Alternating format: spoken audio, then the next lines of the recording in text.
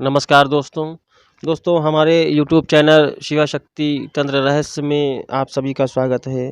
दोस्तों जैसा कि हमने टाइटल में दे करके आप सभी लोग समझ गए होंगे, हमने जो टाइटल दे रखा है कि शक्ति का स्थानांतरण। सुनने में तो शायद ये बहुत बड़ी बात है, लेकिन ये कोई बहुत बड़ी बात नहीं है। ये एक छोटा सा संक्षिप्त एक फार्मूला होता है, प्रोसेसर होता है, जो शायद नए साधकों को नहीं पता है। मैं एक एग्जांपल दे करके आपको समझाने का प्रयास करता हूँ। जैसा कि कोई साधक होता है और एक नॉर्मल सा इंसान होता है, और उस नॉर्मल से इंसान यानी आम इंसान के घर में कोई नेगेटिव एनर्जी है, जिसकी वजह से आए दिन वो व्यक्ति परेशान रहते हैं और वो उनको दिखती भी रहती है, और काफ़ी समय से है, 10 साल से है या 20 साल से है, और कई बाबाओं के चक्कर काट चुके हैं, साधकों के चक्कर काट चुके हैं, काफ़ी धन खर्च कर चुके हैं और उन्हें लाभ नहीं मिलता है। और उनको कोई ऐसा साधक मिल जाता है, यानी आपके पास आ जाता है, आप एक योग्य साधक हैं, तो वो उस एनर्जी को अपने पास जो सिद्धि कर रखी है साधक ने, उसके माध्यम से उस एनर्जी को चुटकियों में हटा देता है। तो जब वो इतनी दूर से बैठे हुए वो चुटकियों में हटा देता है, तो वह चुटकियों में अपनी सिद्धि को आपके पास ट्रांसफ़र भी कर सकता है। सुनने में थोड़ी अटपटी सी बात है, लेकिन इसमें एक गुप्त रहस्य है कि शायद आपके गुरु ने वह मंत्र और वह गुप्त विधान आपको नहीं बता रखा है, जिस मंत्र से और गुप्त विधान से वो सिद्धि ट्रांसफ़र होती है। हर चीज़ का एक अपना फार्मूला होता है। अगर वो फार्मूला आपको नहीं पता है तो आप सही आंसर नहीं निकाल सकते।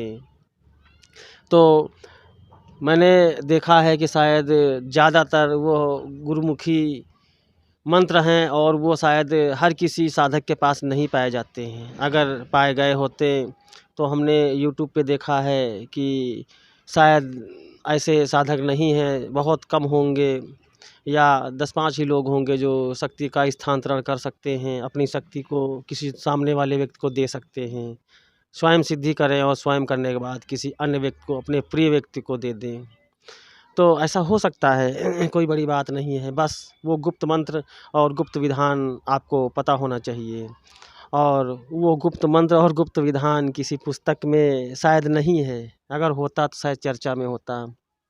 आपने देखा होगा कि जो पहले गुरु हुआ करते थे, ऋषि मुनि हुआ करते थे, आपने जो देखा होगा कि जो अपनी सिद्धि होती है और अपने अंत समय में जब उनकी मृत्यु नज़दीक होती थी, तो फिर वो क्या करते थे कि अपने किसी प्रिय शिष्य को, अपनी शक्ति को अपने पास हो चेले को देते थे, और देने का उनका एक विधान था कि वो आप किसी सिर पे हाथ रख के या किसी वस्तु में अभिमंत्रित करके, उसी मंत्र द्वारा अभिमंत्रित करके उस शक्ति को शपथ दे करके, और करने के बाद फिर अपने प्रिय शिष्य को दे देते थे, और वह प्रिय शिष्य उस शक्ति का इस्तेमाल करता था।